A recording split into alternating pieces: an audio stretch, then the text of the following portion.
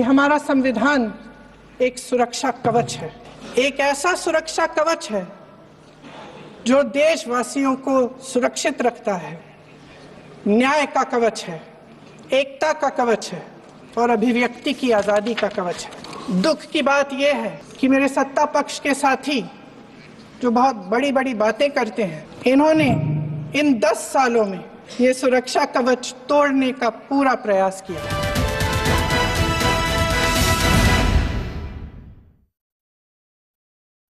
வணக்கம். இது கேள்விக்களம். அரசியலமைப்பு சட்டம் ஏற்கப்பட்டு 75வது ஆண்டை குறிக்கும் வகையில் நாடாளுமன்றத்தில் அதற்கான விவாதம் நடைபெற்று வருகிறது.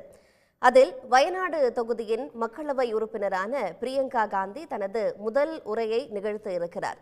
கிட்டத்தட்ட 32 நிமிடங்கள் அவர் பேசியிருக்கிறார். அதில் நம் நாட்டின் அரசியலமைப்பு சட்டம் ஒரு கவசமாக நம்மை பாதுகாக்கிறது, ஆனால் அதனை பலவீனப்படுத்த அனைத்து விதமான முயற்சிகளையும் பாஜக அரசு மேற்கொள்கிறது என்று குறிப்பிட்டிருக்கிறார்.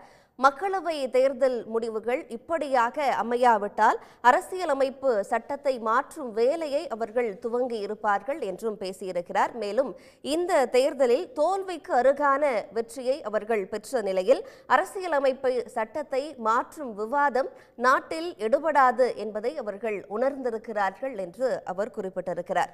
மேலும் அதானி விவகாரம், லேட்ரல் என்ட்ரி, இடஒதுக்கீட்டை வலுவிழக்கம் செய்யும் முயற்சி, மணிப்பூர் விவகாரம், சம்பல் பிரச்சனை என்று பலவற்றையும் அவர் தனது முதல் உரையில் குறிப்பிட்டு பேசியிருக்கிறார்.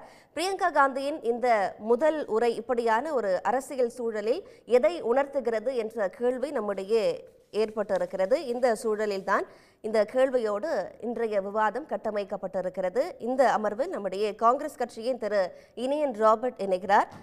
இன்னும் சற்று நேரத்தில் மார்க்சிஸ்ட் கம்யூனிஸ்ட் கட்சியின் திரு கனகராஜ் அவர் இணைந்திருக்கிறார். அதேபோல பத்திரிகையாளர் திரு VS சந்திரசேகர் இணைகிறார். பாஜகவிலிருந்து திரு புரட்சி கவிதாசன் இணைகிறார். எழுத்தாளர் திரு ராம்கியும் இணைகிறார். உங்கள் அனைவருக்கும் வணக்கம். நிகழ்ச்சிக்கு வரவேற்கிறேன். திரு இனியன் ராபர்ட், இப்போ இந்த அரசியலமைப்பு சட்டத்தை பாரத் ஜோடோ யாத்திரையின் போதும் ராகுல் காந்தி கையில் எடுத்தாரு. அதற்கப்புறமா மக்களவை தேர்தல் வந்தது. எங்கெல்லாம் பிரச்சாரத்துக்கு போனாரோ அங்கெல்லாம் அந்த கான்ஸ்டியூஷனோட காப்பி எடுத்துட்டு ஒரு பிரச்சாரம் மேற்கொள்ளப்பட்டது. அதற்கப்புறம் அவங்க பதவியேற்கும் போதும் கூட நாடாளுமன்றத்தில் திமுக, காங்கிரஸ் எம்பிக்கள் எல்லாருமே அந்த புத்தகத்தை கையில் எடுத்து தான் அவங்க பதவி பிரமாணம் ஏற்றுக்கொள்கிறாங்க. இப்போ நடைபெற்ற மகாராஷ்டிரா எலெக்ஷன் வரைக்குமே அந்த புத்தகம் தவறாது எல்லா கூட்டங்களிலும் இடம்பெறுது. இப்போ பிரியங்கா காந்தி தன்னுடைய இந்த முதல் உரையில் இந்த அரசியலமைப்பு சட்டம் தான் நம்மளுடைய நீதி, ஒற்றுமை மற்றும் இந்த ஃப்ரீடம் ஆஃப் ஸ்பீச் இது எல்லாத்தையுமே காக்கும் கவசம் அப்படின்னு பேசுகிறாங்க. இது போகிற போக்கில் ஏற்கனவே இந்த நாடாளுமன்றத்தில் பெரிதாக வெடித்திருக்கிற அதானி விவகாரம் எல்லாத்தையுமே அவங்க தொடர்றாங்க. இப்போது முதல் ஸ்பீச் எதை உணர்த்துது? அப்புறம் திரும்ப திரும்ப அரசியலமைப்பு சட்டத்தை கையில் எடுக்க வேண்டிய காரணம் என்ன? இல்லை, அதுக்கான காரணம் என்னன்னா, இன்றைக்கு ஆட்சி அதிகாரத்தில் இருக்கக்கூடிய இந்த பாஜக என்கிற கட்சி தாய் அமைப்பான RSSனுடைய அரசியல் பிரிவு. இந்திய அரசியலமைப்பு சட்டம் 1949 எழுதப்பட்ட பொழுது அதை கடுமையாக விமர்சித்தது RSS அல்லது இந்து மகாசபா போன்ற அமைப்புகள். இந்தியாவுக்கு இது போன்ற ஒரு கான்ஸ்டியூஷன் இருக்கக்கூடாது, இது இந்தியா சார்ந்து இருக்க வேண்டும், இந்திய கலாச்சாரம் சார்ந்து இருக்க வேண்டும், அது மனுநீதியாக இருக்க வேண்டும், மனுஸ்மிருதி இருக்க வேண்டும் என்று அதை முன்மொழிந்தவர்கள் இன்றைக்கு ஆட்சியில் இருக்கக்கூடியவர்கள். அப்போ இத்தனை ஆண்டு காலம் இவங்களுடைய அரசியல் வரலாறுல எப்படியாவது இந்த கான்ஸ்டியூஷனை திருத்திட முடியாதா? குறிப்பாக சொல்லணும்னா, உங்களுக்கு இங்க பெண்களுக்கான விடுதலையோ அல்லது சமூக நீதியோ இது எல்லாத்துக்குமே எதிரான நிலைப்பாட்டை எடுக்கின்ற ஒரு சட்டம் இந்தியாவில் இருக்கணுன்றது தான் அவங்களுடைய ஒரு பார்வையாக இருந்து வந்திருக்கு இத்தனை ஆண்டு காலம். இதை ஏதோ ஒரு வகையில் காங்கிரஸ் கட்சி இத்தனை ஆண்டுகளும் பாதுகாத்திருக்கிறது. குறிப்பாக சட்டத்தினுடைய விளிமயங்கள், சமத்துவம், சகோதரத்துவம், சமூக நீதி, மாநில சுயாட்சி, இது மாதிரியான விளிமயங்களை காங்கிரஸ் பேரியக்கம் ஆட்சி இருந்த காலம் அத்தனையும் காப்பாற்றிருக்கிறது, கொண்டு வந்திருக்கிறது. ஒரு சின்ன உதாரணம் சொல்றேன். சங் பரிவாரெல்லாம் அரசியலமைப்பு சட்டத்துக்கு எதிராக இருந்தது அப்படின்னு குறிப்பிடுறீங்க. ஆனா இன்னைக்கு ராஜ்நாத் சிங் இதே உரையில அவர் குறிப்பிடுற ஒரு விஷயம், சாவர்கருக்கும் அதுல பங்கு உண்டு, இந்த ஈத்தோஸுக்கு அவரும் தன்னுடைய பங்களிப்பை கொடுத்திருக்கிறார், இதெல்லாம் நம்ம அக்னாலேஜ் பண்ணணும்னு தான் சொல்றாரு. இல்ல, எந்த பகுதிக்கு அவர் கான்ட்ரிபியூட் பண்ணாரு சாவர்கர்ன்றதை அவர் தெளிவா சொல்லணும். இந்திய அரசியலமைச்சத்தினுடைய பிரியாம்பிள் முன்னுரையில் இருக்கக்கூடிய வார்த்தைகள் இருக்கலாம். நான் ஏற்கனவே சொன்ன மாதிரி இந்தியா என்பது ஒரு இறையாண்மை மிக்க ஜனநாயக சோசியலிஸ்ட் சமத்துவ நாடுன்னு இருக்குல்ல, மதச்சார்பற்ற சோசியலிஸ்ட் நாடு, இதுல அவங்களுக்கு ஒரு முழுமையான உடன்பாடு இருக்கிறதா அப்படின்னு ஒரு பெரிய கேள்வி இருக்கு. இதுதான் இப்போ 2000 ஆண்டு வாஜ்பாய் தலைமையிலான அரசு வெங்கடாச்சலயா என்ற கமிஷனை உருவாக்குகிறது. அந்த கமிஷனோட வேலை என்னன்னா, கான்ஸ்டிடியூஷனை எப்படி திருத்தி இந்திய கலாச்சாரம் சார்ந்து இந்திய சூழல் சார்ந்து திருத்தலாம் அப்படின்ற ஒரு ஆய்வுக்கு உட்படுத்தப்பட்ட வெங்கடாச்சல கமிஷன். அப்போ இவங்க இது இன்னைக்கு பேசல, ரொம்ப நாளாவே கான்ஸ்டிடியூஷனை திருத்தணுன்றது அண்டர் கிரவுண்ட்ல ஆர்எஸ்எஸ் போன்ற அமைப்புகள் அவங்களுடைய சங்க பரிவாரங்கள் பேசிக்கிட்டு இருக்கின்ற ஒன்றாக இருக்குது. அப்போ இந்த 10 ஆண்டுகள் நடந்திருக்கு. உங்களுக்கு ஒரு புறம் நீங்க சொன்ன மாதிரி லேட்டரல் என்ட்ரி சிஸ்டம் மூலமாக அரசு வேலை வாய்ப்புகளை தட்டி பறிக்கக்கூடிய ஒரு வாய்ப்பை ஏற்படுத்தி இருக்கிறாங்க. அதன் மூலமாக இந்தியாவில் பிசி எம்பிசி எஸ்சி மக்களுக்கான உரிமைகள் பறிபோகுது. இன்னொரு பக்கம் தீவிரமான தனியார் மயமாக்கல். உடனே என்ன சொல்லுவாங்க இடதுசாரிகள்லாம், காங்கிரஸ் தான் கொண்டு வந்தாங்க அந்த கொள்கைன்னு சொல்லுவாங்க. ஆனா காங்கிரஸ் முன்வைத்த தனியார் மயமாக்கல் கொள்கை என்ன சொல்லுது? எந்த நிறுவனங்கள் நலிவடைந்து இருக்கிறதோ அந்த நிறுவனங்களை டிஸ்இன்வெஸ்ட் பண்ணலாம், தனியார் மயமாக்கலாம் அப்படின்றதா எங்களுடைய நிலைப்பாடாக இருக்குது. ஆனா பாஜக எடுத்தோம் கவிழ்த்தோன்னு இந்தியாவில் கொளுத்திருக்கின்ற பொதுத்துறை நிறுவனங்களை கூட தனியார் மயமாக்கலாம் அப்படின்ற நிலைப்பாட்டுக்குள் வருவது இந்தியாவில் இருக்கக்கூடிய சமூக நீதியின் அடிப்படையில் இருக்கக்கூடிய சமூகங்கள், குறிப்பாக பிசி எம்பிசி எஸ்டி சமூகங்களுக்கான பிரதிநிதித்துவம் ரெப்ரசன்டேஷன் அடிபட்டு போகுது. இதுதான் நம்ம தொடர்ச்சியா பார்த்துட்டு இருக்கோம் இந்த 10 ஆண்டு காலம். அப்போ இந்த அரசு இவங்க சொல்ற மாதிரி சாமானிய மக்களுக்காக நடைபெறுகிற அரசு இவங்க சொல்லிக்கிட்டாலுமே ஏதோ ஒரு வகையில் இந்த அரசு அதானிக்காகவும் அம்பானிக்காகவும் நடக்கின்ற அரசாக தான் இருக்கின்றதா நாங்கள் முதல்ல சொல்லிட்டு இருக்கோம். அப்போ கான்ஸ்டிடியூஷனையே வளைச்சு இந்த சட்டத்துக்கு எதிராக மக்களினுடைய நம்பிக்கைக்கு எதிராக ஒரு சிலரை காப்பாற்றுவது தான் அரசினுடைய நோக்கமாக இருக்குது. ஒற்றை சந்தையை நோக்கி நகர்றது தான் இந்த கூட்டத்தினுடைய நோக்கமாக இருக்கிறது. இந்தியா ஜனநாயக நாடாக இருக்கக்கூடாதுன்னு நினைக்கிறாங்க. ஜனநாயகத்தை நம்ம வீழ்த்தணும் அப்படின்னா கிரானிக் கேபிட்டலிசம் முட்டுணி முதலாளித்துவத்துக்கு போகணும்னு நினைக்கிறாங்க. இது எல்லாமே அரசியலம் சட்டத்தினுடைய விளிம்பங்களுக்கு எதிரானது அப்படின்றத நாங்கள் பதிவு பண்ணிட்டே இருக்கிறோம். அதுதான் தலைவர் ராகுல் காந்தி கையில் எடுத்திருக்கிறார். தலைவர் ராகுல் காந்தி முதல்ல இதை பாதுகாக்கணும் என்கிற கோஷத்தை கையில் எடுத்து தான் பாரத் ஜோடோ யாத்திராவில் சேவ் கான்ஸ்டிடியூஷன் சம்விதான் பச்சாவுன்னு மூவ்மெண்ட்டை கொண்டு போனார். அதன் பிறகு அவர் பாரத் ஜோடோ யாத்திரா 2 அதை பற்றி பேசியிருந்தார். இன்றைக்கு காங்கிரஸ் கட்சியினுடைய அடிப்படை முழக்கமாக தான் இருக்கு, கான்ஸ்டிடியூஷனை பாதுகாக்கணும். ஏன்னா இந்த அரசு எதிரான அரசு பல நேரங்களில் உங்களுக்கு மாநிலங்கள் சார்ந்த உரிமைகளை இது காங்கிரஸ் கட்சி நாட்டுக்கு கொடுத்தது கிஃப்ட் கிடையாது, இது மக்களுடையது, மக்களுக்காக கொண்டு வரப்பட்டது. காங்கிரஸ் மட்டும் அதற்கு உரிமை கொண்டாடலாம் முடியாது அப்படின்றது அவங்களுடைய வாதம். அப்புறம் என்ன நாங்கள் அரசியலமைப்பு சட்டத்துக்கு எதிராக செஞ்சிட்டோம் அப்படிங்கிற ஒரு கேள்வியும் அவங்க தரப்புல எழுதல. இல்ல அது என்னன்னா, உங்களுக்கு அரசியல் நிர்ணய சபை உருவான காலகட்டத்தில் அதுல இருந்தது பெரும்பான்மையான காங்கிரஸ்காரங்க தான். இவங்க சொல்ற மாதிரி இந்து மகாசபை ஆர்எஸ்எஸ் உடைய எண்ணிக்கை மிகவும் குறைவு. அன்றைக்கு இந்த அரசியலமைப்பு சட்டம் தான் இந்தியாவினுடைய அடிப்படை கருவாக இருக்க வேண்டும் என்று ஆதரித்தவர்கள் காங்கிரஸ்காரர்கள் தான். அன்றைக்கு பாஜக அதுக்கு கடுமையான எதிர்ப்பு தெரிவிச்சாங்க. அவங்களுக்கு அதுல ஸ்டேக் ஹோல்டே கிடையாது. அப்போ நாங்க தான் இத்தனை ஆண்டு காலம் அதை பாதுகாத்து வந்திருக்கிறோம். இன்றைக்கு வரைக்கும் அதை பாதுகாக்க முயற்சிக்கிறோம். இந்த 10 ஆண்டு காலம் பிஜேபி 10+1 11 ஆண்டுகள்ல இவங்க மாநிலங்களின் உரிமைகளை பறிச்சதா இருக்கட்டும், மாநிலங்களுக்கு போய் சேர வேண்டிய நிதிகளை பறிப்பதா இருக்கட்டும், இது எல்லாமே கான்ஸ்டிடியூஷன் எதிரானது. கவர்னர்களை வைத்து மாநிலங்களை கட்டுப்படுத்துவதா இருக்கட்டும். பேசுறப்ப எல்லாம் திரும்ப அவங்க எமர்ஜென்சியும் பேசுறாங்களே. இல்ல பையங்க, எமர்ஜென்சி எதற்காக கொண்டு வரப்பட்டது என்று தனி விவாதம். அது ரெண்டாவது, emergency it is not anti constitutional. அது சட்டத்துக்கு விரோதமானதல்ல. சட்டத்தில் இருந்து ஒரு ப்ரொவிஷனை தான் அமல்படுத்தி இருக்காங்க. அது எதற்காக அமல்படுத்தினாங்க, அது சரியா தவறானது தனிப்பட்ட விவாதம், அது வேற டிபேட். அது ஆனா பாஜக சட்டத்துக்கு எதிராக ஆன்டி கான்ஸ்டிடியூஷனலாக செயல்படுறாங்கன்றது தான் எங்களுடைய கருத்தாக இங்க இருக்கு. சட்டத்தில் இல்லாத ஒன்றை நீங்க அமல்படுத்த நினைக்கிறீங்க, அதன் மூலமாக இந்த ஜனநாயகத்தினுடைய அடிப்படையை நீங்க காலி பண்ண பாக்குறீங்கன்றதை நாங்க முதல்ல இருந்து பேசிட்டு இருக்கோம். ஓகே, நம்ம கனகராஜ் அவருடைய பார்வையை கேட்கலாம். ராகுல் காந்தி பேசுறப்போ அவர் சொல்றாரு, என்னுடைய உரையை விட மிக சிறந்ததாக இருந்தது பிரியங்கா காந்தியோட இந்த மெய்டன் ஸ்பீச் அப்படின்னு சொல்றாரு. உங்களுக்கு என்ன சார் டேக் அவே இந்த பிரியங்கா காந்தி உரையிலிருந்து? இல்லை, பிரியங்கா காந்தி சொன்னதை விட நான் ஆக்சுவலாக ராஜ்நாத் சிங் பேசினதை தான் பேசணும்னு நினைக்கிறேன். அதாவது இங்கே இனியன் சொல்லும்போது ஒரு விஷயம் சொன்னார், இடதுசாரிகள் தனியார் மயமாக்கலை பற்றி பேசுனாங்கன்னா அவர் இந்த டிபேட்டில் இதை கொண்டு வந்திருக்க வேண்டியதில்லை. நிச்சயமாக தனியார் மயம் என்பது ஒரு அரசு லாபத்தில் நடக்க முடியலைன்னா தனியார் லாபத்தில் நடத்த முடியுமா? இப்போ ஏதோ அங்கே இருக்குது, அதை ஒதுக்கி வச்சுருவோம். பட் ஏதோ கான்ஸ்டியூஷனை பாதுகாத்தது மாதிரி திரு ராஜ்நாத் சிங் பேசியிருக்கார். அவருக்கு நான் இந்த மரியாதைக்குரிய புரட்சி கவிதாசன் இருக்கார், அவர் இங்கே சொல்லுவார், ஆர்எஸ்எஸ்னுடைய புக்கில் கான்ஸ்டியூஷன் சம்மந்தமாக என்ன சொல்லியிருக்காங்கன்னு நான் சொல்கிறேன், அவர் இல்லைன்னா மறுக்கட்டும்.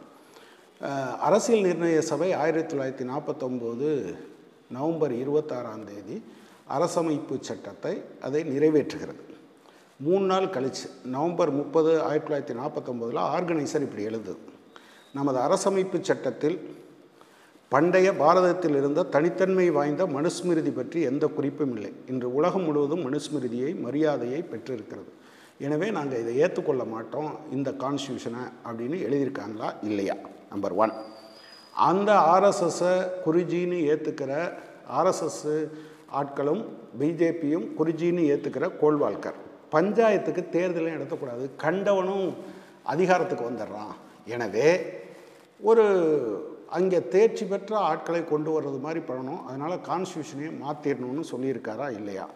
அவருடைய பஞ்சாப் தாட்டில் பார்ட் 1 த மிஷன் என்கிற தலைப்பின் கீழ் ஃபார் ரைட் ஸ்ட்ரக்சர், சரியான அரசமைப்பு என்கிற முறையில் இதை எழுதியிருக்கிறார். பார்ட் 2 இன்னொன்று எழுதுகிறார், நேஷன் அண்ட் இட்ஸ் ப்ராப்ளம், நாடும் தேசமும் அதன் பிரச்சனைகளும்.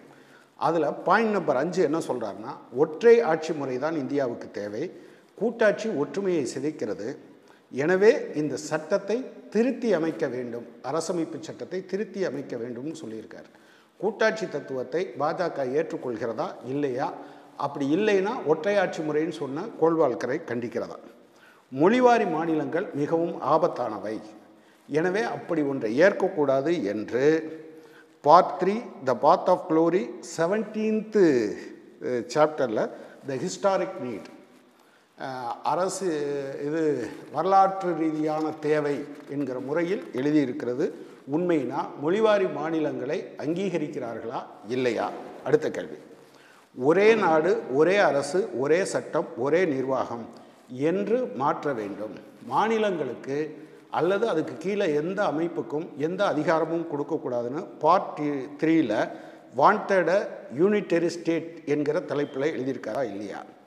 இந்திய உணர்வையோ அரசியல் தத்துவத்தையோ பிரதிபலிக்கிற எதுவும் இந்த அரசமைப்பு சட்டத்தில் இல்லை. பார்ட் 3 19வது பிரிவு நிலையான அடித்தளம் என்கிற தலைப்பில் எழுதியிருக்கிறத ஆர்எஸ்எஸும் பாஜகவும் ஏற்றுக்கொள்கிறதா இல்லையா? சிஎம் சேவக்குகள் ரொம்ப முக்கியமான பாயிண்ட். மாணவர்கள், தொழிலாளர்கள், அரசியல் அமைப்புகள் மத்தியில் இவங்க செயல்படுறாங்க. இந்த அரசமைப்புக்குள் நின்று தான் அவர்கள் செயல்பட வேண்டி இருக்கிறது. இந்த அரசமைப்பு சட்டத்தை தான் அவங்க மதிக்க வேண்டியிருக்கு. ஆனால் அவர்கள் இவர்களுக்கு இதற்கு மாறாக ஒவ்வொரு அமைப்பிற்குள்ளும் இந்து ராஷ்டிரத்தை உருவாக்குவதற்காக ஊடுருவ வேண்டும். பார்ட் 4 மனிதர்களை செதுக்குவது என்கிற தலைப்பில் சாப்டர் 38 அவருடைய கடைசி செய்தி என்கிற முறையில் எழுதியிருக்காரா இல்லையா? இதெல்லாம் என்னது? 1949 அரசமைப்பு சட்டம் உருவாக்கப்படுவதற்கு முன்பாகவே இதை நாங்கள் ஏற்க மாட்டோம் என்று சொல்லியிருக்கிறார்கள். மூவர்ண கொடியை ஏற்கவும் மாட்டோம், மதிக்கவும் மாட்டோம்னு சொல்லியிருக்காங்க. காவி கொடி தான் எங்கள் கொடின்னு சொல்லியிருக்காங்க. அரசமைப்பு சட்டத்தில் மனுஸ்மிருதி தான் இருக்கணும்னு சொல்லியிருக்காங்க. மனுஸ்மிருதியை ஏற்றுக்கொள்கிறாரா? அதாவது பிறப்பின் அடிப்படையில் மேலானவன் தாழ்ந்தவன் என்பதை ஏற்றுக்கொள்கிறாரா? பெண்கள் சந்தேகத்திற்கு இடமானவர்கள், குழந்தையாக இருக்கும்போது பெற்றோர்கள் பாதுகாப்பிலும், வளர்ந்த பிறகு கணவனுடைய பாதுகாப்பிலும், அதற்கு பிறகு மகனுடைய பாதுகாப்பில் தான் இருக்க வேண்டும், அவர்களுக்கு சுய அறிவு கிடையாது, சபல புத்தி படைத்தவர்கள் என்று மனுஸ்மிருதி சொல்லுகிறது. அதை ஏற்றுக்கொள்கிறார்கள். எனவே அரசமைப்பு சட்டத்தை பாதுகாக்கிறதுக்கு இவங்க நின்றுன்னு சொல்கிறாங்க. ப்ராப்ளம் என்னென்னா, எமர்ஜென்சி ஒரு ப்ரொவிஷன் இருக்குங்கிறதுக்காக அதை பயன்படுத்தினது காங்கிரஸ் பண்ணது தப்பு. காங்கிரஸே தப்புன்னு பல நேரத்தில் ஒத்துக்கிட்டு இருக்காங்க. அதை காங்கிரஸ் இன்றைக்கு நியாயப்படுத்த வேண்டியதில்லை. ஆனால் ஒரு தவறு என்பது வேற, அரசமைப்பு சட்டத்தை முற்றிலுமாக நிராகரிப்பதும் அதை சிதைப்பதும் வேற. அவர் சொல்லியிருக்காரு, நாங்கள் இந்த எல்லா அமைப்புகளையும் அவங்க சீர்குலைச்சிட்டாங்க, நாங்கள் வச்சுருக்கோன்னு. இந்தியாவில் எந்த காலத்தில் ஒரு உச்சநீதிமன்றத்தினுடைய தலைமை நீதிபதியை ராஜ்யசபா மெம்பராக ஆக்கியிருக்காங்க? தனக்கு ஆதரவாக தீர்ப்பு கொடுத்ததுங்கிறதுக்காக திரு அமித்ஷாவுக்கு ஆதரவாக அவரை வழக்கிலிருந்து விடுவித்தது சரிதான் என்று சொன்னதற்காக சதாசிவம் கேரள கவர்னராக நியமிக்கப்பட்டது எந்த காலத்தில்? அல்லது இவர் அப்துல் நசீர் என்கிற இப்போ இருக்கக்கூடிய ஆந்திரா கவர்னர், அவர் அயோத்தியா பிரச்சனையில் அந்த இடம் ராமஜென்ம பூமி ட்ரஸ்ட்டுக்கு உரித்தானதுன்னு சொன்னதுக்காக அதை கொடுத்தாங்களே, இதுதான் சீரழிக்கிறது. அதே போல் இடி டைரக்டரை நீங்கள் தொடர்ச்சியாக எக்ஸ்டெண்ட் பண்ண முடியாது, 3வது முறையாக எக்ஸ்டெண்ட் பண்ணாங்க. உச்சநீதிமன்றம் இனிமே பண்ணால் நாங்களே நியமிக்க வேண்டியது வரும் என்று சொன்ன பிறகு அதை நிறுத்தினாங்க. இது எங்கே நடந்தது? காங்கிரஸ் காலத்தில் தவறுகள் நடந்ததுன்னு நீங்கள் சொல்கிறீங்க. ஆனால் நீங்கள் உச்சநீதிமன்ற சிபிஐயை அப்படி ஆக்கியிருக்கீங்க, இடியை அப்படி ஆக்கியிருக்கீங்க, அதே போல் உச்சநீதிமன்றத்தை எல்லா நீதிமன்றங்களையும் அப்படி ஆக்கியிருக்கீங்க. இதில் நீங்கள் சொல்லுங்கள். நான் என்ன கேட்குறேன், அஜித் பவார் 4000 கோடிக்கு தப்பு பண்ணிட்டாருன்னு சொல்லி அவர் மேலே குற்றச்சாட்டு சொல்கிறீங்க. எந்த இடி சொல்லிச்சோ, எந்த ஐடி டிபார்ட்மெண்ட்டு சொல்லிச்சோ, அதையே தேர்தலெல்லாம் பேசின திரு நரேந்திர மோடி அடுத்து அவருக்காக ஓட்டு கேட்குறார். அவர் ஜெயிச்சு வந்து துணை முதலமைச்சரான பிறகு உடனேயே அவர்கிட்ட பறிமுதல் செய்த சொத்துக்களை எல்லாம், முடக்கி வச்ச சொத்துக்களை எல்லாம் கொடுத்துட்றாங்க, கேஸை விட்ரா பண்ணிடுறாங்க, க்ளீன் சீட்டு கொடுக்குறாங்க. இதுக்கு பேர் தான் என்னது? அரசமைப்பு சட்டத்தை மதிப்பது மட்டும் இல்லை, அரசமைப்பு சட்டத்தின்படி உருவாக்கப்பட்ட அமைப்புகளை எல்லாம் சீர்குலைப்பது என்பதை மறந்துவிடக்கூடாது. இதே ஹிமந்த் பிஸ்வா சர்மா அஸ்ஸாம் சீஃப் மினிஸ்டர் மேலே, சுவேந்து அதிகாரி மேலே, இப்படி ஏராளமான விஷயங்களை என்னால் சொல்ல முடியும். எனவே இந்தியாவினுடைய அரசமைப்பு சட்டத்தை மதிக்காதவர்கள், சீர்குலைத்தவர்கள், சீர்குலைக்க வேண்டும் என்று சொன்னவர்கள் இப்போதும் கூட இந்தியாவினுடைய அரசமைப்பு சட்டத்தின்படி அமைக்கப்பட்ட எல்லா நிறுவனங்களையும், அது சிஏஜியாக இருக்கலாம், அல்லது வந்து சுயேட்சையான நிறுவனங்களாக இருக்கலாம், பொதுத்துறை நிறுவனங்களாக இருக்கலாம், இவை எல்லாற்றையும் நீங்கள் செபியை எந்த காலத்திலங்க ஒரு அதானிக்கு சேவகம் செய்வதற்காக என்றே ஒரு செபி என்கிற நிறுவனத்தை உருவாக்குறாங்க. செபி என்கிற நிறுவனத்தை உருவாக்கிய நிறுவனத்தை அதுக்கு அடியாளம் மாற்றுறாங்க. அதை கேள்வி கேட்ட ஒரே ஒரு நோட்டீஸ் அனுப்புனவரை 4 நாளைக்கு முன்னால் ட்ரான்ஸ்ஃபர் பண்ணிட்டாங்க. ஆனால் அதனுடைய தலைவருக்கு 2 தடவை இந்தியாவினுடைய நீங்கள் வந்து public accounts committee, parliament committee summon அனுப்புது. எனக்கு சோமில்லைன்னு 1ஆம் கிளாஸ் பிள்ளை மாதிரி 2 தடவை அந்த அம்மா சொல்லியிருக்காங்க. அவங்க அதில் நீடிக்க முடியுமா என்கிற கேள்வி இருக்குது. இப்படி பார்த்தீங்கன்னா அரசமைப்பு சட்டம், அரசமைப்பு சட்டத்தின்படி உருவாக்கப்பட்ட அமைப்புகள், அரசமைப்பு சட்டத்தை மதிக்காத தன்மை. நான் என்ன கேட்குறேன், இந்த நாடாளுமன்றம் இப்போ சொல்கிறாங்களே ஒரே நாடு ஒரே தேர்தல், அதனுடைய பொருள் என்ன?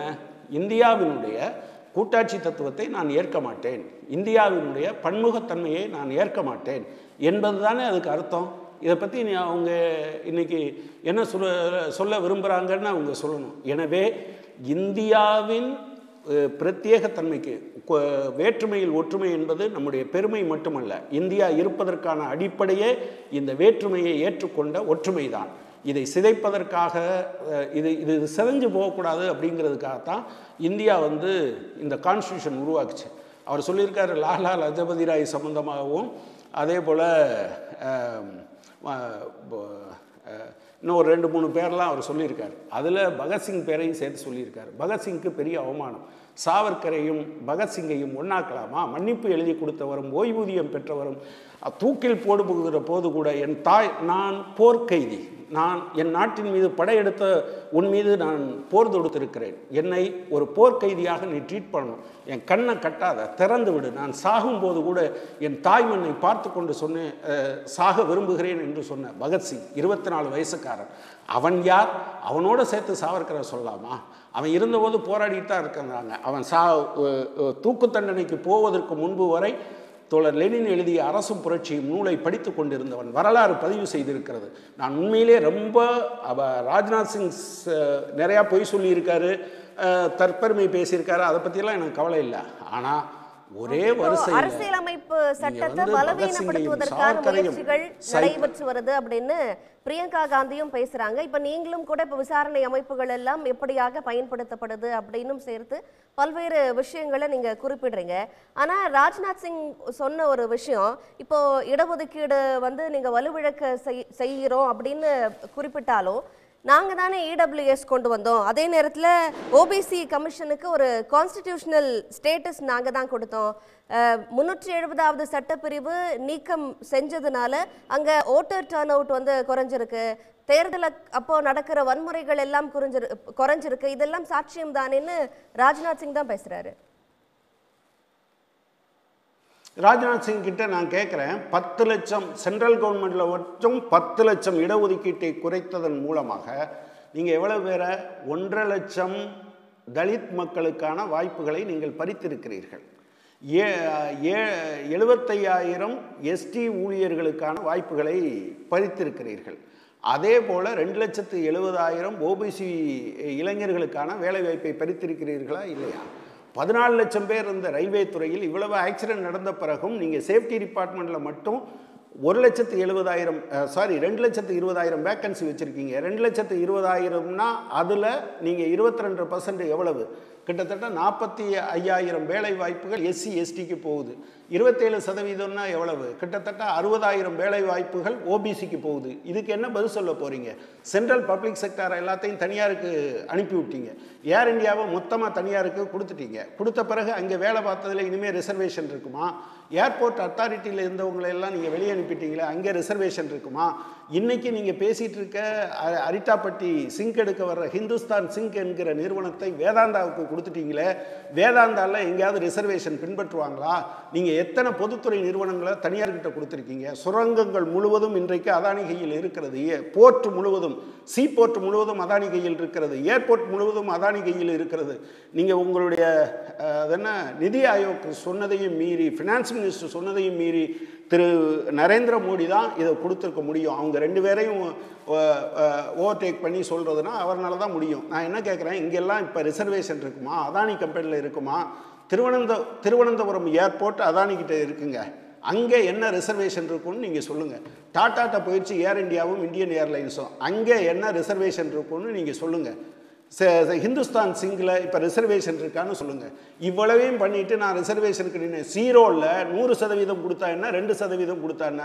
0ல் 100%ம் 0 தானே, 5%ம் 0 தானே. எனவே இவர்கள் அதில் தான் இவர்களுடைய அந்த குணாம்சம் இருக்கிறது. ஒரு பக்கம் பெருசாக நாங்கள் அதை செய்கிறோம் இதை செய்கிறோன்னு பேசிக்கிட்டு, இன்னொரு பக்கம் அதை இல்லாமல் செய்து விடுவார்கள். நான் கடைசியாக கேட்குறேன், நீங்கள் இந்த மெடிக்கல் சீட்டில் தமிழ்நாட்டையும் ரிசர்வேஷன் இருக்குது, மாநிலங்களையும் ரிசர்வேஷனில் இருக்குது, ஒன்றிய அரசுலையும் ரிசர்வேஷன் இருக்குது. ஆனால் இந்த 85% மாநிலங்கள் நீட்டின் அடிப்படையில் ஃபில்லப் பண்ணலாம். மீதி 15% சென்ட்ரல் கோட்டாவுக்கு கொடுத்தாங்க. அந்த சென்ட்ரல் கோட்டாவில் ரிசர்வேஷனே கூடாதுன்னு சொல்லி இதுவரை இழுத்தடிச்சது நீங்கள் இல்லையா? கோர்ட்டு தானே சொல்லிச்சு அதுலேயும் ரிசர்வேஷன் கொடுக்கணும்னு. அதுக்கு பின்னாதானே சொன்னீங்க. எனவே நீங்கள் சொல்லுவதெல்லாம் அதுக்கான வாய்ப்பை 0% மாற்றி விட்டுட்டு, இன்னொரு பக்கத்தில் நீங்கள் என்ன பேசிகிட்டு இருக்கீங்க அப்படின்னா, 0ல் நாங்கள் 90% கொடுத்தோம், 100% கொடுத்தோம், அதுக்கு பாதுகாப்பு கொடுத்தோன்னு பேசிகிட்டு இருக்கீங்க. 0ல் 100% என்பது எங்களை ஏமாற்றுவதற்காக செய்கிற வேலை என்பதை இந்தியாவுடைய இளைஞர்கள் புரிந்து கொண்டு இருக்கிறார்கள். அக்னிபாத்தில் ரிசர்வேஷன் இருக்கா? எடுத்தவங்கள நீங்கள் வெளியே அனுப்புவோன்னு சொல்லியிருக்கீங்களே, 4ல் 3 பகுதியை, அவனுக்கு ஏதாவது ரிசர்வேஷன் இருக்கா? நீங்கள் எங்கேயாவது சொல்லுங்கள். அதை ரிசர்வேஷனை வச்சு தான் நீங்கள் எடுக்கிறேன்னு சொன்னீங்களா? லேட்ரல் என்ட்ரியில் ஐஏஎஸில் சீனியர் பொசிஷனில் கூட ஆட்களை கொண்டு வருவேன்னு சொன்னீங்களே, அதில் ரிசர்வேஷன் வச்சு தான் எடுத்தீங்களா? ரிசர்வேஷனை காலி பண்ணுறதுக்கான ஏற்பாட்டை தானே பண்ணீங்க.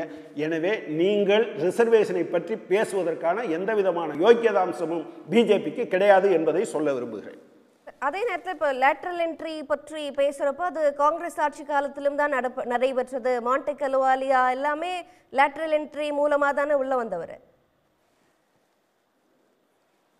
எங்க ஒரு போஸ்ட்டுக்கு ஒருத்தரையோ 2 பேரையோ எடுக்கிறது, ஒரு எக்ஸ்பர்ட் இருந்தால் எடுக்கிறதுங்கிறது வேற. இப்போ நிறுத்தி வைக்கப்பட்டதில் எத்தனை பேரை எடுத்தாங்க? 45 பேரா இல்லையா? அதை நீங்கள் எப்படி புரிஞ்சுக்கிறீங்க? இது எந்த வகையிலையாவது நியாயமானதா? அதாவது ஒரு எக்ஸ்பர்ட்டை இந்த பொசிஷனுக்காக கொண்டு வந்தாங்க என்று சொல்வதற்கும், ஐஏஎஸ்ல இருக்கிற அத்தனை வருஷத்துக்கு எவ்வளவுங்க? 1000 பேர் எடுப்பாங்களா? அதிகபட்சம் 1000 பேர் எடுப்பாங்க. இந்த 1000 பேரில் 45 பேருங்கிறது 4.5%. இந்த 4.5% பிரைவேட்டில் வேலை பார்க்குற இந்த 5 லட்சம் பேரோட போட்டி போடாத, எழுத்து தேர்வுக்கு வராத, முதன்மை தேர்வுக்கு வராத, இன்டர்வியூக்கு வராத ஆட்களை, உங்களுக்கு தேவையான ஆட்களை போடுறதுக்கு பேர் நீங்கள் காங்கிரஸ் பண்ணது மாதிரி பண்ணுறேன்னு சொல்கிறீங்க. காங்கிரஸ் அந்த 60 காலத்தில் எவ்வளவு பண்ணுச்சு, நீங்கள் இந்த 10 ஆண்டு காலத்தில் எவ்வளவு பண்ணுச்சு அப்படிங்கிறத நம்ம கேட்குறோம். அதற்கு பின்னாடியும் நோக்கம் இருக்கு அப்படின்னு குறிப்பிடுறீங்க. நம்ம பேசலாம். நம்ம அடுத்த புரட்சி கவிதாசன் பேசிட்டு நான் திரும்ப வரேன். திரு புரட்சி கவிதாசன், உங்களுடைய பதில் என்ன? இப்போ அரசியலமைப்பு சட்டத்தை மாற்றும் விவாதம் இந்த மக்களவை தேர்தலுக்கு பின்னாடி, அந்த ரிசல்ட்டை பார்த்த பின்னாடி நாட்டில் எடுபடாது அப்படிங்கிறத பாஜக உணர்ந்திருக்கு அப்படின்னு பிரியங்கா காந்தி குறிப்பிட்றாங்க. உங்க பார்வை என்ன? அது படிக்கிறது ராமாயணம், இடிக்கிறது பெருமாள் கோயில் அப்படிம்பாங்க. இது வந்துட்டு இந்தியாவில் காங்கிரஸ் கட்சி மட்டும் இல்லை, கம்யூனிஸ்ட் கட்சி உள்ளிட்ட அனைத்து எதிர்க்கட்சிகளுக்கும் இது முழுமையாக பொருந்தும். அந்த தஸ்லீமா நஸ்ரீன்னு வங்கதேசத்து பெண்மணி, மிகச்சிறந்த முற்போக்கு எழுத்தாளர். அவர் திருக்குரானை கேள்வி கேட்டார். சாத்தானிக் வெர்சன் அப்படின்னு சாத்தானின் கீதங்கள் என்கிற புத்தகத்தை எழுதியதற்காகவே அவர் நாடு கடத்தப்பட்டு இன்ன வரைக்கும் இந்தியாவில் தஞ்சத்தில் தான், அடைக்கலத்தில் தான் இருக்கிறார். அதனால் சாத்தானின் வேதங்கள் அப்படிங்கிறது நம்முடைய, நான் இது வரைக்கும் சகோதரர் அண்ணன் அப்படின்னு நம்ம கனகராஜ் அண்ணனை அழைச்சிக்கிட்டு இருந்தேன். இப்போ தோழர்னு சொன்னால் சரியாக இருக்கும் அப்படின்னு நினைக்கிறேன். அதனால் அவர் தோழர் கனகராஜ் அவர்கள் கொண்ட கொள்கை என்பது வேறு, புரட்சி கவிதாசன் கொண்ட கொள்கை என்பது வேறு. தோழர் கனகராஜ் கண்ட பாரதம் என்பது வேறு, தோழர் புரட்சி கவிதாசன் கண்ட பாரதம் என்பது வேறு. அதனால் இரண்டு சித்தாந்தங்களுக்கு இடையிலான போட்டியை அது இருந்துக்கிட்டே தான் இருக்கணும். ஏன்னா முரண்பாடுகளின் முடிவு தான் முன்னேற்றம், வளர்ச்சி. அரசியலமைப்பு சட்டம் எல்லாருக்கும் ஒண்ணுதானே சார்? அதனால மாற்றுவதற்கான முயற்சி நடைபெறுகிறது அப்படிங்கறது.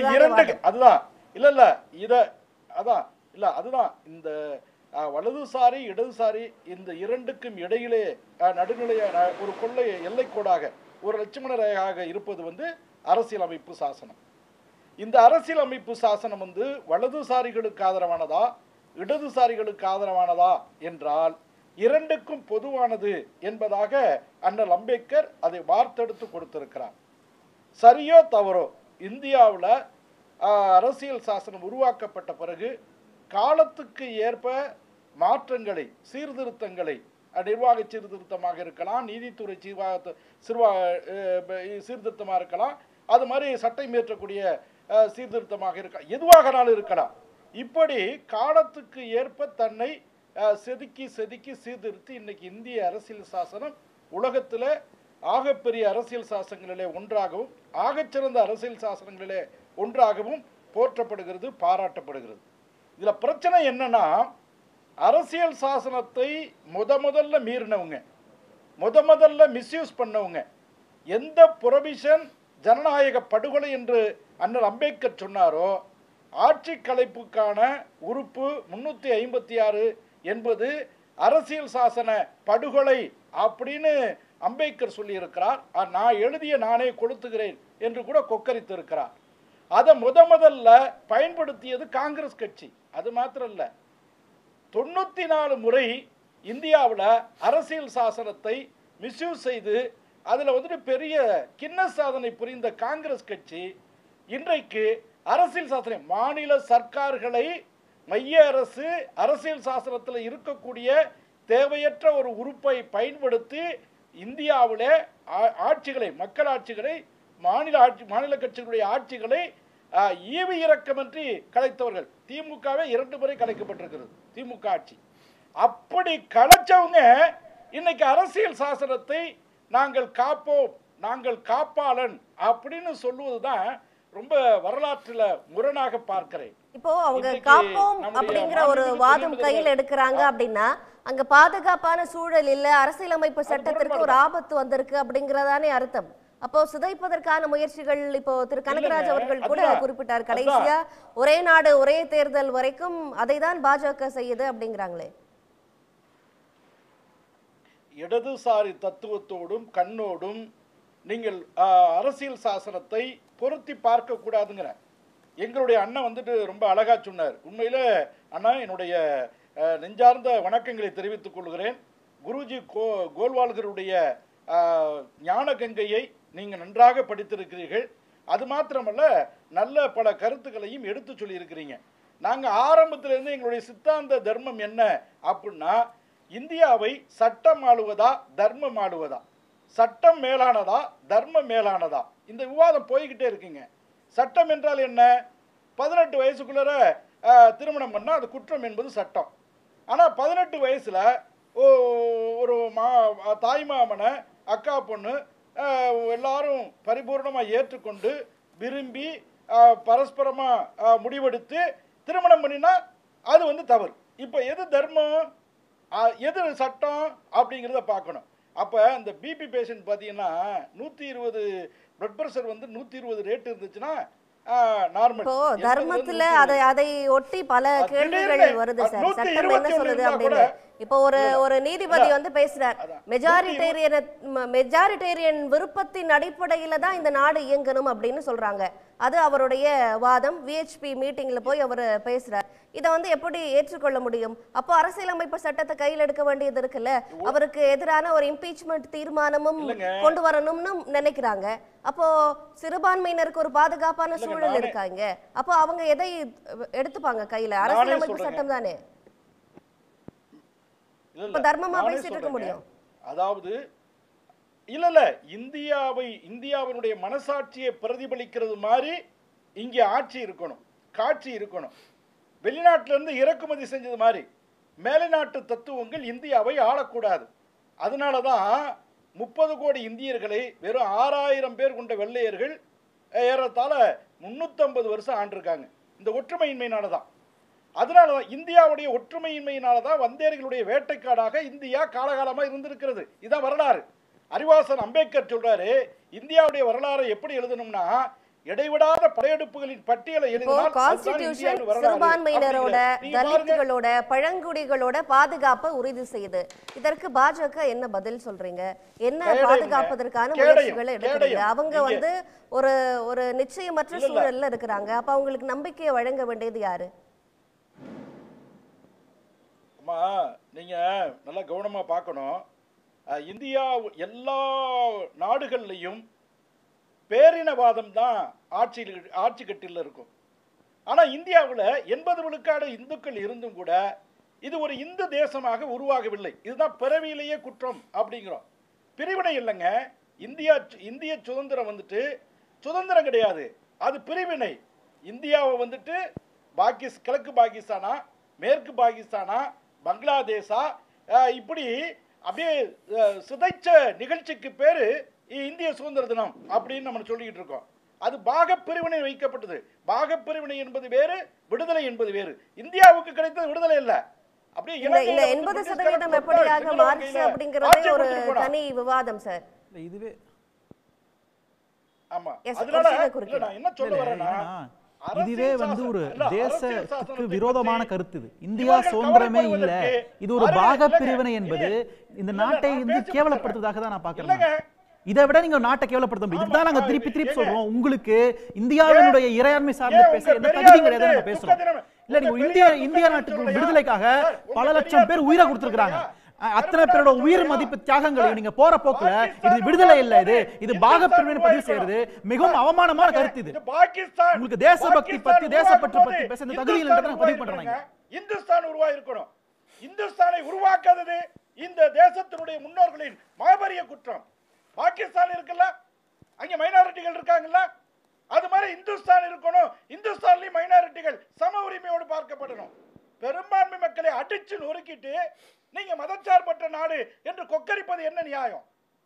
இந்துக்களுடைய பெரும்பான்மைக்கு இந்தியாவில் என்ன அச்சுறுத்தல் நீங்க சொல்லுங்க. பாரம்பரியத்தை பெரும்பான்மை மக்களுக்கு இந்தியாவில் என்ன அச்சுறுத்தல் தந்தீங்க? ஒரு அச்சுறுத்தலும் கிடையாது. நீங்க இருப்பதாக நீங்க கட்டமைக்கிறீங்க. நீங்க இல்ல நான் சொல்றேங்க, தயவு செய்து கேள்வி கேட்டு நான் சொல்றேன். அதாவது பெரும்பான்மை இந்துக்கள் இருக்கிற ஊர்ல சிறுபான்மையா முஸ்லீம்கள் இருப்பாங்க ஒரு தெருவில். அது வந்து ஒரு அம்மன் கோயிலுடைய 4 ரத வீதி. அந்த வீதி வழியா பிள்ளையார் ஊர்வலம் போக முடியலங்க. அது முஸ்லீம்கள் ஒரு 10 வீடு வாங்கிட்டாங்க அப்படிங்கிறதுனா அது முஸ்லீம் திருவிழா மாதிரி இது கீழரத வீதி. அந்த கீழரத வீதி வீதியா இந்துக்கள் பெரும்பான்மையா இருக்கிற சாதாரண விநாயகர் ஊர்வலத்தை, அம்மன் ஊர்வலத்தை எடுத்துட்டு போக முடியல. நான் சொல்றேன், அடிப்படையில என்ன விதமான குற்றச்சாட்டு இதெல்லாம்? இப்படியான சூழல் எங்க இருக்கு? அடிப்படையில பாதுகாப்பின்மைய உணர்றது சிறுபான்மையினரா? சரி, டாபிக் வேற, நம்ம பேசலாம். திரு சந்திரசேகர் அவருடைய கருத்தை நான் கேட்கணும். இப்போ மக்களவை தேர்தலுக்கு முன்பே இது 2 கூட்டணிகள் இடையேயான தேர்தல் மட்டுமல்ல. இந்த தேர்தல் அப்படிங்கிறது பாஜக மற்றும் இந்திய மக்களுக்கிடையே நடைபெற தேர்தல் அப்படிங்கிறது தான் இப்போ காங்கிரஸ் உள்ளிட்ட கட்சிகளோட கருத்தாக இருந்தது. இதையொட்டி தான் அவங்களுடைய பிரச்சாரம் தொடர்ச்சியாக களத்தில் வைக்கப்பட்டு இருந்தது. இப்போ மறுபடியும் அரசியலமைப்பு சட்டத்தை காங்கிரஸ் எடுக்க வேண்டிய ஒரு சூழல் என்ன? அது ஒரு வெற்றியை காங்கிரஸுக்கு கொடுத்தது. இப்போ உத்தரப்பிரதேசம் மாதிரியான மாநிலங்கள்ல எல்லாம் அது ஒரு கான்ஸ்டிடியூஷனை காங்கிரஸ் கையில் எடுத்தது ஒரு வெற்றியை கொடுத்தது. இப்போ அதன் தொடர்ச்சியாகத்தான் மறுபடியும் அவங்க அரசியலமைப்பு சட்டத்தை கையில் எடுக்க வேண்டிய ஒரு சூழல்ல இருக்காங்களா?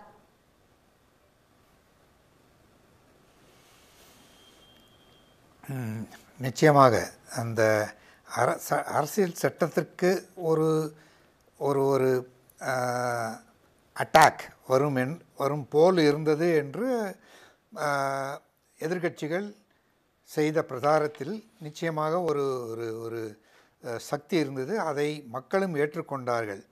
அதற்கு ஒரு முக்கியமான காரணம் என்னவென்றால், முக்கியமான தலைவர்கள் ஆளுங்கட்சி பாஜகவின் தலைவர்கள் எங்களுக்கு 400 எம்பிஸ் இருந்தால் நாங்கள் சட்டத்தையே நாங்கள் அரசியல் சட்டத்தை மாற்றுவோம் என்று சொன்னார்கள். இதை இவர்கள் இப்பொழுது புரட்சி கவிதாசன் அவர்களே சொன்னது போல் ஆர்எஸ்எஸ் இந்து இயக்கங்கள் இந்த இப்பொழுது நாம் இயக்கிக் கொண்டிருக்கின்ற இந்த அரசியல் சட்டத்தை நிச்சயமாக விரும்பாதவர்கள் தான். அவர்களால் ஒட்டுமொத்தமாக மாற்ற முடியவில்லை. அது ஒன்று தான். அதுக்கு எப்பொழுது அவர்களுக்கு சான்ஸ் கிடைக்குதோ அப்போ பண்ணுவாங்க. எப்படின்னா, அவர் அந்த லேட்டு 90களில் 1998 99 அந்த சமயத்தில் அந்த பிஜேபி உடைய நேஷ்னல் எக்ஸிக்யூட்டிவ் மீட்டிங் ஒன்று நடந்தது. அதுக்கப்புறம் அப்போ உங்களுக்கு coalition dharma, that is coalition நிர்பந்தங்களால் பாஜக அரசு தலைமையிலான அரசு article 370 Ram Janmabhoomi, union civil code, இந்த மாதிரி விஷயங்களெல்லாம், யூனிஃபார்ம் சிவில் கோட், இதெல்லாத்தையும் பேக் பர்னரில் வச்சான்னாங்க. ஏன்னா அதெல்லாம் இப்போ கூட்டணியில் ஏற்க முடியாத சூழ்நிலையில் நாங்கள் தனியாக வரும்போது பார்ப்போம்னு சொல்லிட்டு அப்படி ஒதுக்கி வச்சாங்க. அப்போ தான் அவர் பிரசிடெண்ட்டாக இருந்தவர் வெங்கையா நாயுடு. அவர் ஆனால் பத்திரிகார்கிட்ட அப்புறமா தனியாக சொல்லும்போது, இப்போ எங்களுடைய கம்பல்ஷன் இப்படி, ஆனால் எங்களுக்குன்னு மெஜாரிட்டி வந்தால் நாங்கள் வேண்டியதை நாங்கள் நிறைவேற்றுவோம் அப்படின்னாரு. அதில் மாதிரி தான் அவங்க வந்தவுடனே அந்த சுத்தமான அந்த மெஜாரிட்டி கிடைச்ச உடனே தான் ராம் ஜன்மபூமி கோயிலில் அவங்களுக்கு வேண்டிய வெர்டிக்டும் கிடச்சிது. அப்புறம் முதல்ல அவங்க இது வெர்டிக்டும் கிடச்சிது. அதுக்கேற்ற மாதிரி இப்போ கோயிலையும் கட்டியிருக்காங்க. அதே மாதிரி தான் உங்களுக்கு ஆர்டிக்கல் 370 அங்கு அழிக்கப்பட்டது, ஸ்கிராப் பண்ணாங்க. அதுக்கப்புறம் இப்போ அவங்களுடைய ஜம்மு காஷ்மீரில் ஸ்டேட்டுடே எடுத்து அதை யூனியன் பிரதேசமாக மாற்றினாங்க. இந்த மாதிரி அவங்களுக்கு நிறைய செய்ய வேண்டிய விஷயங்கள் நிறைய இருக்குது. அதெல்லாம் பண்ணுறதுக்கு அவங்களுக்கு ஒரு ஒரு அவங்களுக்கு அது ஒரு ஒரு ஒரு உத்வேகம் இருக்குது. ஆனால் அவங்களால இப்போ பண்ண முடியல. இப்போ நம்பர்ஸ் இல்ல அப்படிங்கிறது ஒரு வாதம். இப்போ 370வது சட்டப்பிரிவை நீக்கினதாகட்டும், ராமர் கோயில் ஆகட்டும், சிஏஏ, இதெல்லாமே தேர்தலுக்கு முன்பாக அவங்க கொண்டு வந்த விஷயங்கள். இப்போ மறுபடியும் அரசியலமைப்பு ஒரு நெருக்கடியில இருக்கு அப்படின்னு சொல்ற ஒரு சூழல் தான் இருக்கா? இல்லை, இப்போ உங்களுக்கு இப்போ ரைட் நவ் உங்களுக்கு அந்த மாதிரி ஒரு ஒரு பெரிய கிரைசிஸும் இல்லை. ஆனாலும் அவர்களுடைய படிப்படியாக இப்பொழுது கூட இந்த இந்து மகாசபா, ஆர்எஸ்எஸ் அப்போ என்ன சொன்னாங்களோ அதை சொல்லுகின்ற ஒரு ஆர்கனைசேஷன், அவங்களுடைய ஃப்ரண்ட் ஆர்கனைசேஷன் சங்கு பரிவாரில் இருக்காங்க.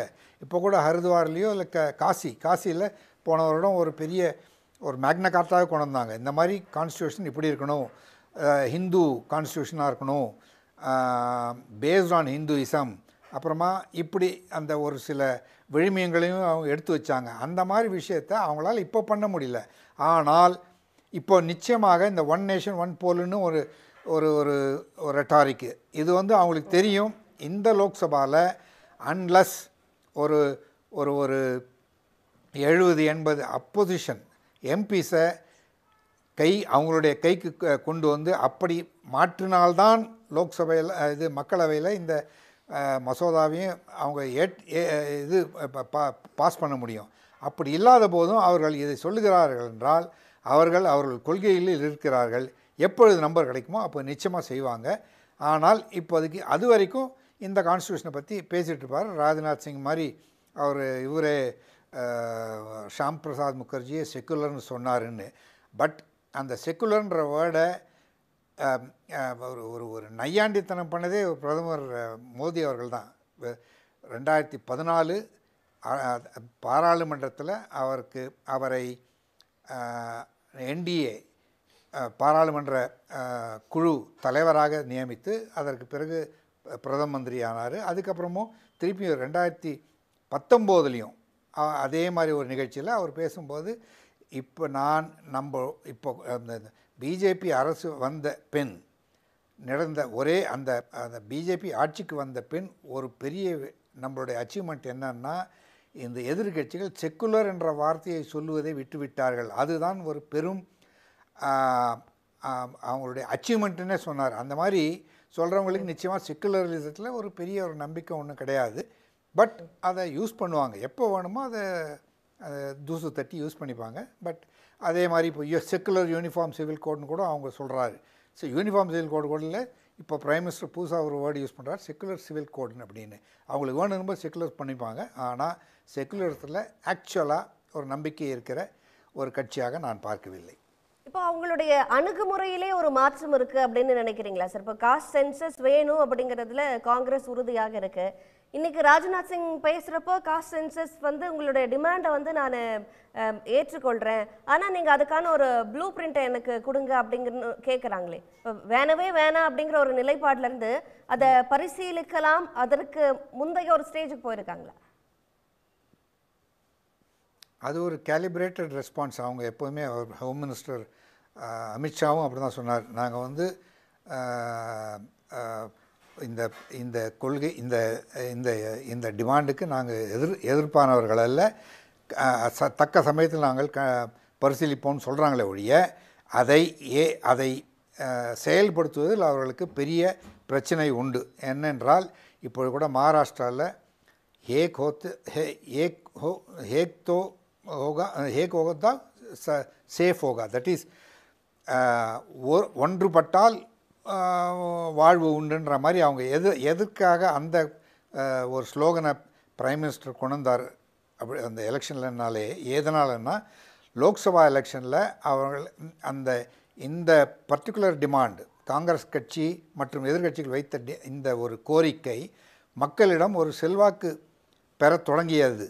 அதை அவர்கள் ஒரு இந்த மகாராஷ்டிரா இப்போ சீஃப் மினிஸ்டராக இருக்கிற ஒரு தேவேந்திர ஃபட்னவிஸ் அவர் ஓட் ஜிஹாதுன்னு சொல்லி அதை மாற்றி அந்த காஸ்ட் சென்சஸை கம்யூனலாக மாற்றி அவர்கள் இப்போது வெற்றியும் பெற்றிருக்கிறார்கள். ஆனால் பேசிஸில் ரிசர்வேஷன் கொடுப்பதற்கு பிஜேபி நிச்சயமாக தயாராக இருப்பதாக தெரியவில்லை. திரு ராம்கே, உங்களுடைய பார்வை? இன்றைக்கி அரசியல் சாசனம் பற்றி இன்றைக்கி முதல் துவக்க உரை ராஜ்நாத் சிங் பேசியிருக்கார். நாளைக்கு மக்களவையில் பிரதமர் அவர்களும் பேச போகிறார். அடுத்து மாநிலங்களவையிலையும் இதே மாதிரி உள்துறை அமைச்சர் விவாதங்கள் இன்னொரு அடுத்து ஒரு 4-5 நாட்களுக்கு அரசியல் சாசனம் பற்றின விவாதங்கள் நடக்க போகிறது. பொதுவெளியே நம்ம அதெல்லாம் பேச போகிறோம். ஆனால் அதை விட இன்றைக்கு முக்கியமான டாக் ஆஃப் த டவுன் நான் நினைக்கிறது பிரியங்கா காந்தியோட முதல் உரை. ரொம்ப முக்கியமான உரை. ஆக்சுவலாக ராகுல் காந்தியே குறிப்பிட்டது போல் இது அவருடைய பேச்சை விட அவருடைய முதல் உரையை விட ரொம்ப சிறப்பாக இருந்தது அப்படின்னாரு. இதில் நிறைய விஷயங்கள் தொட்டு காமிக்கிறாங்க பிரியங்கா. அதில் ரொம்ப எமோஷ்னலாக ஒரு சொல்கிற விஷயம் தேர்தல் பிரச்சார நேரங்களில் நீங்கள் மங்கள்சூத்திரை பற்றிலாம் பேசுனீங்க, தாலி காங்கிரஸ் கட்சியாளர்கள் உங்கள் தாலியை பறித்து விடார்கள்லாம் பேசுனீங்க, இந்த நாட்டுக்காக எங்களுடைய பாட்டி செய்த தியாகம், என்னுடைய அம்மாவோட தாலி பறி போனது அப்படிங்கிற எங்கள் அம்மாவுடைய தியாகங்கிறத போய் சொல்லும்போது அது தமிழர்களால் நம்மளால் ரொம்ப ஈஸியாக கனெக்ட் பண்ண முடியுது. ஏன்னா ஸ்ரீபெரும்புதூர் சம்பவத்தை 30 ஆண்டுகள் அப்புறம் மறக்க முடியாது. ஏன்னா ராஜீவ்காந்தி இன்றைக்கி அவர் எடுத்து தமிழ்நாட்டுக்கு ஒரு பெரிய அவமானம். ஸோ இந்த எதனால் தன்னுடைய தாயோடைய தியாகம் அப்படின்னு அவங்க ஹைலைட் பண்ணுற ஒரு முதல் உரை அப்படிங்கிறது ரொம்ப நிச்சயமாக முக்கியமான விஷயம். நான் அதை பார்க்கும்போது அவங்க ரொம்ப லேட்டாக அரசியலுக்கு அவங்க ஃபீல் பண்ண முடியாது. அவங்களாம் 30 வருடங்களாக ஒரு மேலே ஒரு எதிர்பார்ப்பு அவங்க எப்படி அரசியலுக்கு வருவாங்க அப்படின்ட்டு இன்னைக்கு ஜெயிச்சு முதல் முறையே ஒரு ரொம்ப சிறப்பாக அமைஞ்சது ஒரு விஷயம். அப்புறம் நிறைய விஷயங்களை பேசுறாங்க. குறிப்பா அரசியல் சாசனத்துக்கு அதை நம்ம ராஜ்நாத் சிங் பேசுனதுக்கு அதே அப்புறம் நேரத்தில் நேருவையும் சேர்த்து தான் அவங்க பேசுறாங்க. நீங்க வந்து டெக்ஸ்ட் புக்ல இருந்து இல்லாட்டி மற்ற இடங்கள்ல இருந்து நேரு வந்து மறைக்கிறதுக்கான முயற்சிகள் நிறைய பேசுறாங்க. ஆனா நேஷன் பில்டிங்ல ஆகட்டும் மற்ற எல்லா பங்குலையும் சுதந்திர போராட்டத்துல அவருடைய பங்கு எல்லாத்தையுமே வந்து காலம் பேசதான் போகுதுன்னு சேர்த்து தான் அது பேசுறாங்க. தேர்தல் பிரச்சார நேரத்தில் பாஜக பேசினது, குறிப்பாக மோடி அவர்கள் பேசினது கூட பேர் குறிப்பிடாமல் பேசினாங்க. இந்த மாதிரிலாம் பிரச்சாரம் பேசுனீங்க அப்படிலாம் பேசும்போது இந்த அரசியல் சாசனங்கிற விஷயத்தை பற்றி வரும்போது மட்டும் அவங்க வந்து ரொம்ப அதை வந்து சொல்லிட்டு போகிறாங்க. பட் இதுக்கு வந்து ராஜ்நாத் சிங்கோடைய தொடர் சொன்ன மாதிரி அவருடைய உரை இன்னைக்கு ஒரு முக்கியமானது. அதில் ரொம்ப நிறைய இன்சைட்ஸ் இருந்தது. ராஜ்நாத் சிங்கோடைய பேஜில் வந்து அவர் வந்து காங்கிரஸ் போல நாங்கள் வந்து அதை அரசியலுக்காக நாங்கள் பயன்படுத்தவில்லை அப்படி சொல்லிட்டு ரொம்ப மேம்போக்காலாம் சொல்லாமல் ரொம்ப ஸ்பெசிஃபிக்காக சில இன்ஃபர்மேஷன் சொல்கிறார். 1973 உச்சநீதிமன்ற தலைமை நீதிபதி நியமிக்கிற விஷயத்தில் கூட காங்கிரஸ் எப்படி அரசியல் சாசனத்துக்கு மீறி நடந்துக்கிட்டது அப்படிங்கிறதுல ஆரம்பித்து எமர்ஜென்சி சமயத்தில் HK கண்ணா அவருடைய பதவி பறி போனது. அதெல்லாமே வந்து இதெல்லாம் எப்படி வந்து இந்த அரசியல் சாசனத்தை வைத்துக்கொண்டு காங்கிரஸ் கட்சி எப்படியெல்லாம் வந்து அதை வந்து தவறாக பயன்படுத்துதுங்கெல்லாம் சொன்னாங்க. நண்பர்களோட சொன்னார் அதில் ஒரு ப்ரொவிஷன்ஸ் இருக்குது அப்படின்லாம் சொன்னாங்க. ஸோ இப்படிதான் ப்ரொவிஷன்ஸ் இருக்கும்போது இது எப்படி வாதம்னா நான் வந்து நீங்கள் அரசியல் சாசனத்தையே மாற்றி விடுவார்கள் அப்படிங்கிறது தேர்தல் நேரத்தில் பிரச்சாரம் நடந்தது பார்த்தீங்களா, அது வாய்ப்பே கிடையாது. அது எல்லாருக்குமே தெரியும் காங்கிரஸுக்கே. அதை ஒரு பிரச்சாரமாக தான் எடுத்துகிட்டு போனாங்க. அதுக்கு பெரிய வெற்றி கிடைத்தது. ஆனால் அதே பிரச்சாரத்துக்கு இப்போ சட்டமன்ற தேர்தலில் ஒரு பெரிய பலன் கிடைக்கவே இல்லை. பாஜகவை சேர்ந்தவங்க தான் வந்து சொன்னாங்க இப்படி வந்து அரசியல் அமைப்பு சட்டத்தை மாற்றுவோம் அப்படின்னு. வந்து காங்கிரஸ் சொல்றதுக்கு முன்னாடி சொன்னது பாஜகவோட ஏதோ ஒரு MP சொல்றதுக்கும் அதை வந்து நம்ம கனெக்ட் பண்ணி அவரை இம்முறை 400 இடங்கள் பெற்றால் அவங்க மாறிடுவாங்கன்னு சொல்லி அதை பிரச்சாரமாக கொண்டு இது மிகப்பெரிய ஒரு பெரிய அளவில் எடுபட்டது. காங்கிரஸ் கட்சிக்கு பெரிய அளவில் கை கொடுத்தது. அதெல்லாம் அவங்க சொன்ன லாஜிக்கெல்லாம் கரெக்ட் தான். ஆனால் அரசியல் சாசனத்தை யாரும் மாற்ற முடியாது. மக்கள் அடிப்படையில் என்ன நினைக்கிறாங்க அப்படிங்கறத வாதம் யார் அடிப்படையில் இவங்க காங்கிரஸ் கட்சிக்கு ஆதரவு அளிக்கிறாங்க. இல்ல காங்கிரஸ் கட்சியே எல்லாம் தெரியாது. அதாவது அரசியல் சாசனம் யாரும் மாற்ற முடியாது. திருத்தங்களை கொண்டு வரலாம், நிறைய திருத்தங்களை கொண்டு வரலாம். 10 ஆண்டுகள்ல நிறைய திருத்தங்கள் பாஜக பண்ணியிருக்கு. அவங்க 400 இடங்களில் பெற்றால் இன்னும் நிறைய திருத்தங்கள் கொண்டு வரலாம் அப்படின்னு சொல்லலாம். அதுக்கு வந்து சாத்தியமெல்லாம் இருந்தது. அப்ப அதை முன்வைத்து பேசும்போது தொடர்ந்து அதை வந்து பிரச்சாரத்துக்கு முடிவில் அதுக்கப்புறம் அவங்க கையேந்தி அதுதான் ராஜ்நாத் சொல்றாரு, நீங்க பாக்கெட்ல வச்சுங்க நாங்கள் இதயத்தில் வச்சிருக்கோம். இந்த மாதிரியான வசனங்கள் அடுத்த 4 நாட்களுக்கு பார்க்க தான் போறோம். பாஜக இதை விட கூடுதலான வசனங்களோட பேசுவாங்க. நாங்க எந்த அளவுக்குலாம் அரசியல் சாசனத்தை போற்றி பாதுகாத்தோம்லாம் சொல்ல தான் போறாங்க. அதுதான் திரு சந்திரசேகர் குறிப்பிட்ட ஒரு விஷயம். அரசியலமைப்பு சட்டத்தை பாதுகாப்போம் இல்லாட்டி அரசியலமைப்பு சார்ந்த விஷயங்கள்லாம் எப்போ வரைக்கும் பாஜக பேசுமோ உங்களுக்கு எப்போ நம்பர் வருமோ அது வரைக்கும் பேசுவீங்க. அதுக்கப்புறமா அதை வந்து மாற்றுவதற்கான முயற்சி தான் நடைபெறும். அதுதான் மாற்றுதல் அப்படிங்கிறது ஒரு சிஸ்டம் சரியில்லை அப்படின்னு சொன்னா சிஸ்டத்தை மாற்றுறது அர்த்தம் இல்லை. சிஸ்டத்தில் உள்ள குறைகளை சரி செய்வதுதான் அரசியல் சாதனைங்கிறது மிகப்பெரிய ஒரு அதிசயமான ஒரு பெரிய விஷயம். ஆக்சுவலா அதை திரும்ப நம்மளால உருவாக்க முடியாது.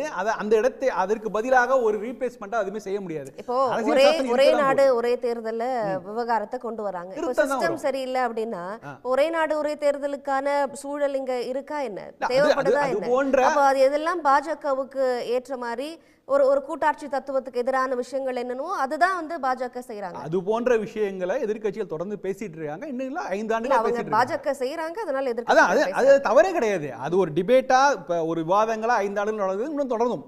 நான் சொல்றேன் அது ஒரு திருத்தம் கொண்டு வர அதுக்காக அரசியல் சாசனத்தையே மாற்றி விடுவார்கள் அப்படிங்கிறது ரொம்ப எக்ஸாக்ட் மிகைப்படுத்தப்பட்டு அது தேர்தலில் ஒரு பிரச்சாரமா முன்னெடுக்கப்படும் போது அது காங்கிரஸ் கட்சிக்கு பலன் அளித்தது. அதனாலதான் பிரியாம்பல்ல பாஜகவுக்கு ஒரு எதிர் நிலைப்பாடு இருக்கு. சோசியலிசமோ செக்யூலரிசம் அப்படிங்கிற வார்த்தைகள்ல முரண்பாடு இருக்கு.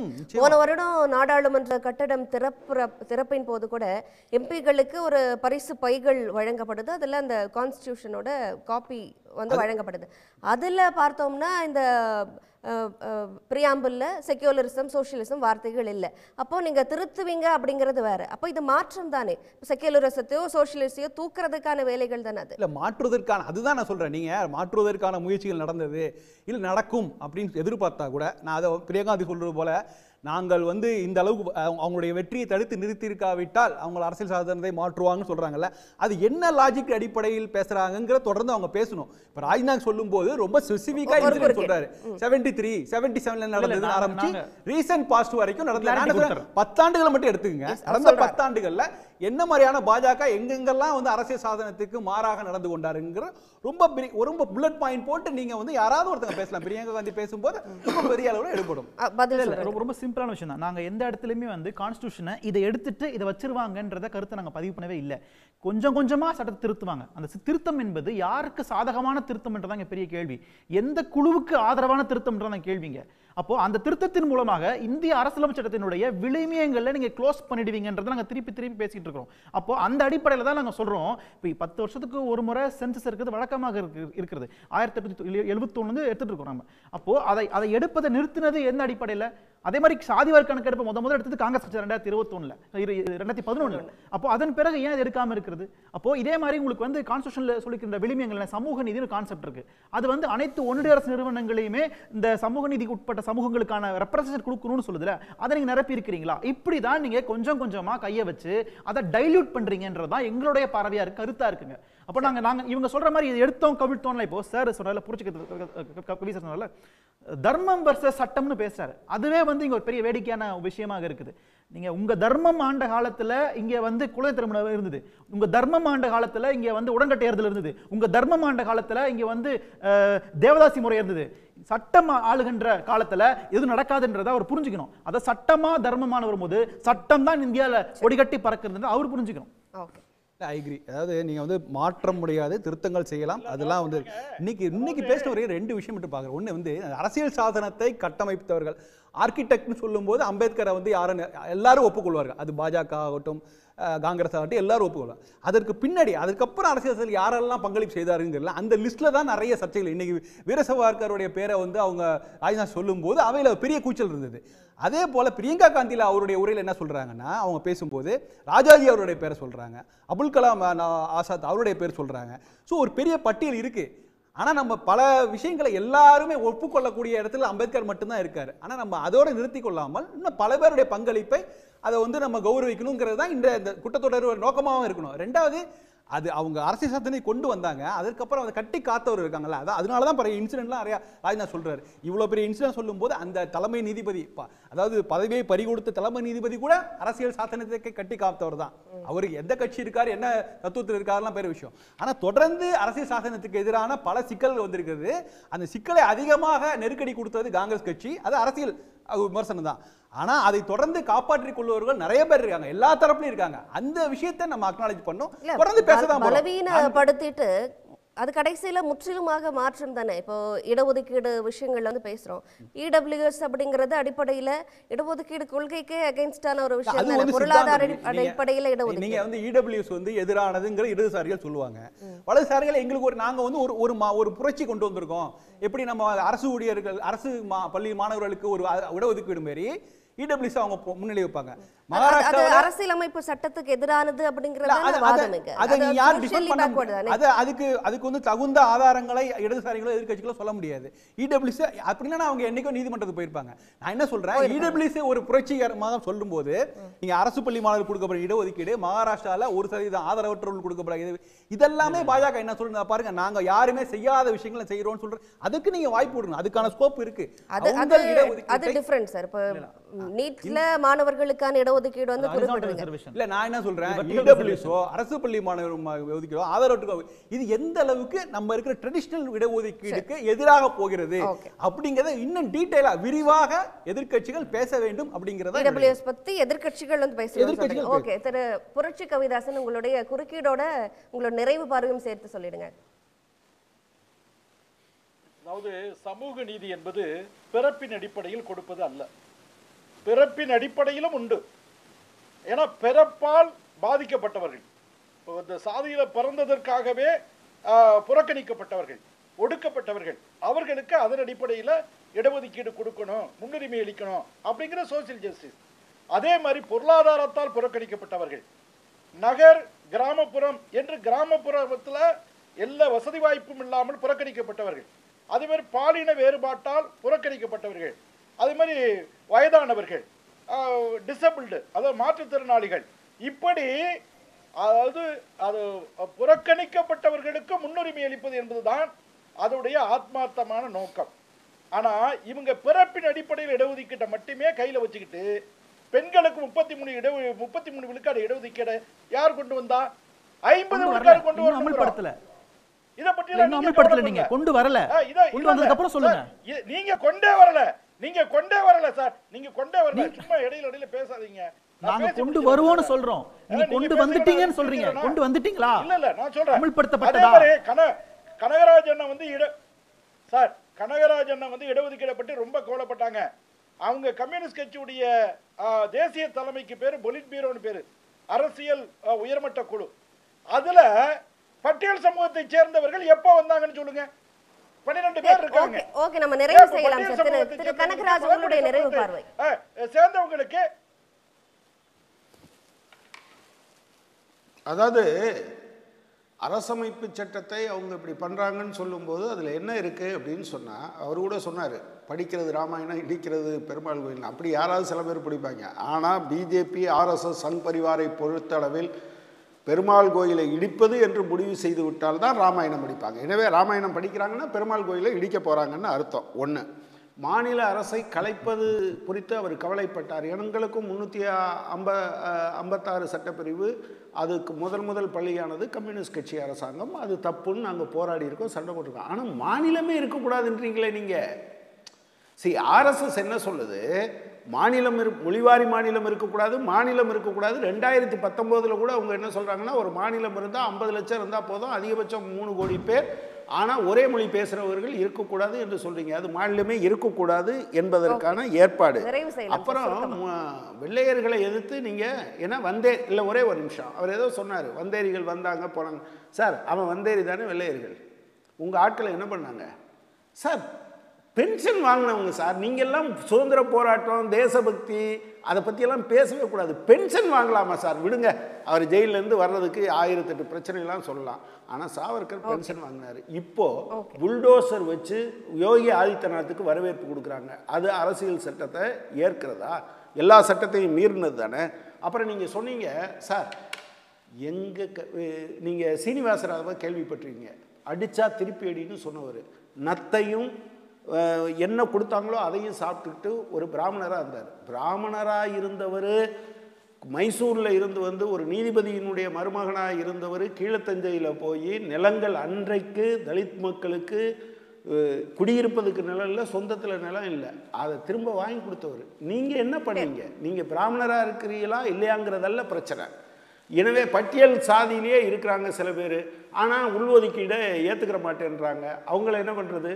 உங்கள் கட்சி உள்ஒதுக்கீட்டை ஏற்றுக்கிறதா இல்லையா? அருந்ததியர் உள்ஒதுக்கீட்டை அதுக்காக அதாவது ஒரு பத்திரிக்கை எழுதினாங்க, சகதியிலும் சாக்கடையிலும் நடந்த கால்கள் தார் உருகும் ரோட்டில் நடந்து கொண்டு இருக்கிறது. அதோடு 70 வயதான என் வரதராஜன் ஒரு அரசியல் பொலிட்டிக்கல் கிளாஸ்ன்னு சொன்னார். இந்த வெயிலில் அந்த கோரிக்கைகளுக்காக முழக்கமிட்டு நடக்கிறாருன்னு. அதுதான் சார் எங்களுடைய வெற்றி. நீங்க வந்து பல்வேறு கேள்விகளையும் நிறைவு செய்வதற்கான நேரம் உங்களோடது. உங்கள் அனைவரது கருத்து பகிர்வுக்கும் மிக்க நன்றி. மீண்டும் சந்திக்கலாம். இது கேள்விக்களம், மக்களின் மேடை.